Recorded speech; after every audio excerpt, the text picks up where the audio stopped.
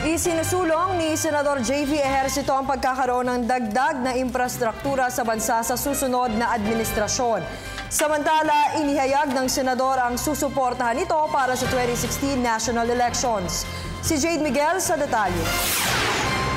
Nagkomento si Senador JV Ejercito hinggil sa mga napupusuan niya at ng kanyang ama ng mga kandidato sa susunod na halalan. Ayon kay Ejercito, 4 sa mga presidential candidates ay malapit niyang kaibigan, kabilang narito si Liberal Party Standard Bearer Mar Rojas.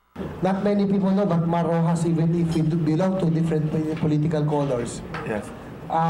Secretary Mar served as DTI Secretary under President Estrada. We likewise belong to the same club, no? You walk country club. So once in a while we see each other, and we have really high respect for each other, no? Ngunit sa 4 daw na kandidato, malamang daw ay baka si Senador Grace Poe ang kanilang suportahan ng kanyang tatay na si Manila Mayor Joseph Ejercito Estrada. Sa pagka-vice-presidente naman, hindi naman direktang tinukoy ng senador kung sino ang kanilang susuportahan, bagamat kaibigan din daw niya ang 5 senador na tatakbo sa pagka-vice. Samantala, panawagan naman ni Ejercito sa susunod na administrasyon na tutukan ang infrastruktura, partikular ang railway system. Ayon kay Ejercito, kapuri-puri man ang Administrasyong Aquino sa pagtaas ng investor confidence, kailangan pa rin mas matutukan ang infrastruktura, gayon na rin ang traffic at internet connection upang mas mahikayat ang mga negosyante na pumasok sa bansa.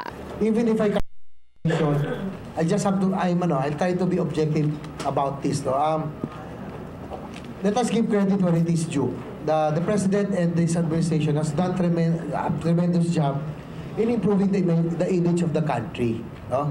Nagkaroon ng investor confidence, maganda ang tingin ng mundo sa atin, yung kanyang daan na matuwid, to fight against grabbing corruption, improve the image.